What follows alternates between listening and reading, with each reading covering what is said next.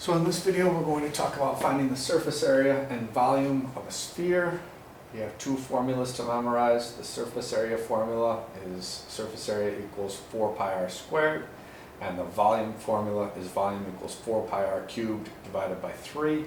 The way that I differentiate these formulas is that area is always squared, so with the surface area formula I have that r squared, and volume is always cubed, so with the volume formula I always have the r cubed. It says find the surface area of each sphere, so we're going to write the formula, which is that surface area is equal to 4 pi r squared. So surface area is equal to 4 pi times 6 squared. 6 squared is 36, times 4 is 144 pi, and this is an area, so we're going to have a unit squared, so we'll have feet squared. Again, we leave our answer in terms of pi unless the directions ask us to round. Over here, surface area is equal to 4 pi r squared.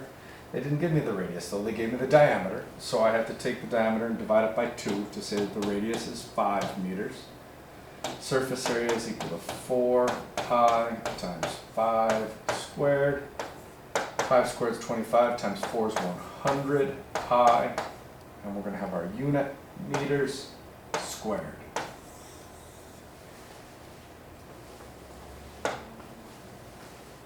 Here we're asked to find the volume of each sphere. The volume formula is very similar to that surface area formula. Volume formula for a sphere is volume equals 4 pi r cubed divided by 3.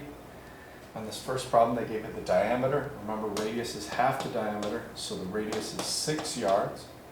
So my volume is going to be equal to 4 pi times 6 cubed divided by 3. For a lot of us, we probably want to get out a calculator right now. 6 cubed is 216. If I divide that by 3, I get 72. Then I have to multiply 72 by 4, so that's 288 pi.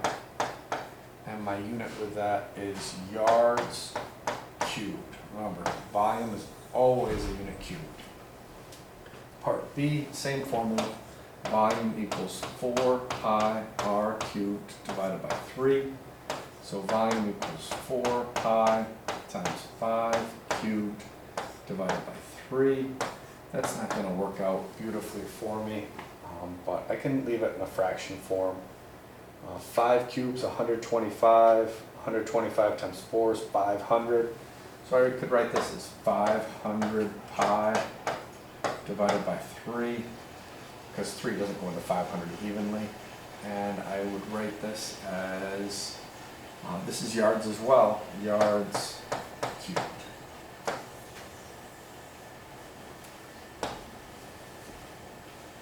Find the radius of each sphere given the surface area. So we're going to use that surface area formula again, and it says to round our answers to the nearest tenth.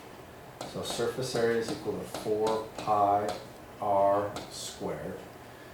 It says that the surface area is 484 pi, so I'll write that. 484 pi is equal to 4 pi r squared. I'm going to divide by 4 pi on both sides. So my pi's will cancel, my 4's will cancel. 484 divided by 4 is 121. That's equal to r squared. I'm going to take the square root of both sides to get 11 equals r. And I'll leave that as meters. Whenever we find a length, width, height, any kind of distance, it's just the unit. So we have 11 meters. It does say to round my answer to the nearest tenth. So I probably should rewrite that as 11.0 meters equals r. Part B, again, surface area. Surface area equals 4 pi r squared. So we're going to have 3,000 equals 4 pi r squared. I can divide by 4 pi on both sides. 4's cancel, the pi's cancel. 3,000 divided by 4 is 750 divided by pi is equal to r squared. I can't simplify that anymore without writing out a longer decimal than what I have written here. So I'm going to take the square root of both sides, and again, I'm going to go principal square root, only the positive square root, because radius has to be positive. So I have to put this in my calculator. So I'm going to take the square root, I have to turn this on. I'm going to take the square root of the quantity 750 divided by pi, and then round to the nearest tenth. So I'm going to have 15.5, and my unit here is meters.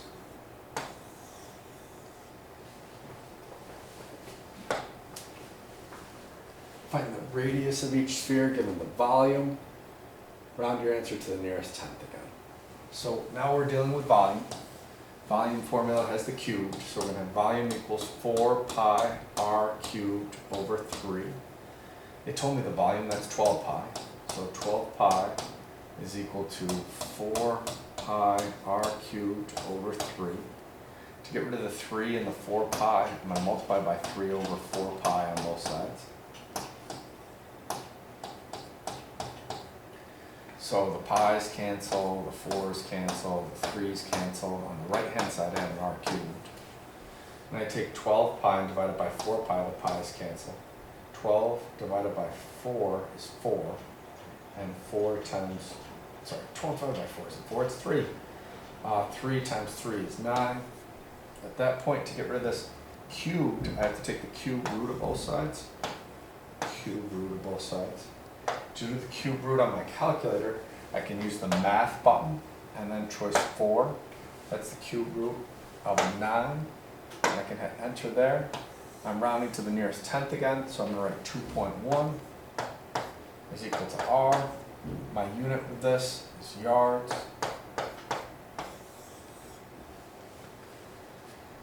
For part B, volume formula again. Volume for a sphere is equal to 4 pi r cubed over 3. So 1,234 equals 4 pi r cubed over 3. To get rid of the 4 pi and the 3, I'm going to multiply by 3 over 4 pi on both sides. So my 3's cancel, my 4's cancel, my pi's cancel. I have an r cubed. On this side, 4 doesn't go into 1,234 evenly. So I don't think that I can reduce that very much. I could take out a 2. If I took out a 2, I'd have a 2 pi left in my denominator. So if I divided this by 2, that would give me 617. And if I multiplied 617 by 3, that would be 1,851. I still have to take the cube root of both sides. So cube root of both sides.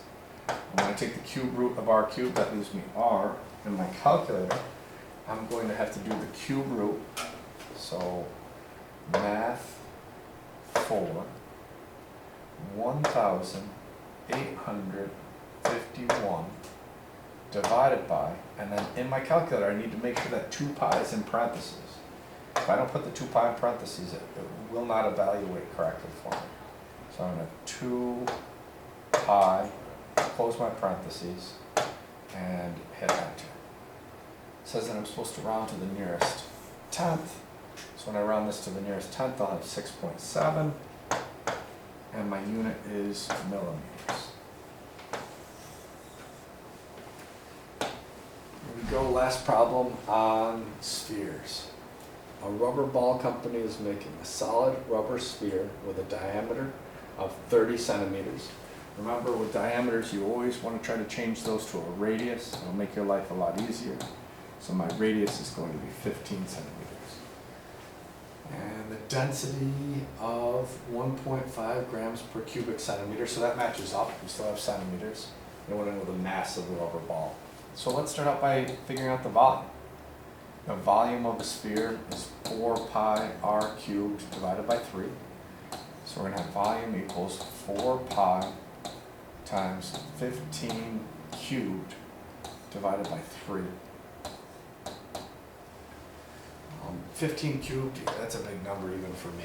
So I'm going to try 4 times 15 cubed divided by 3. So I have 4,500 pi.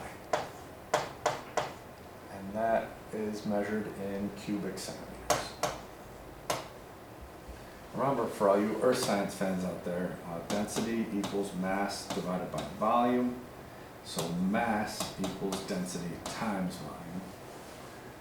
My mass of my rubber ball is going to be equal to the density, which they told me is 1.5 grams per cubic centimeter, times the 4,500 pi.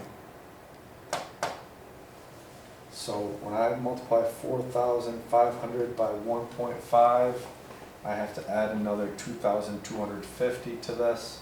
So that will give me 6,750 pi, and it's my mass, which is measured in grams.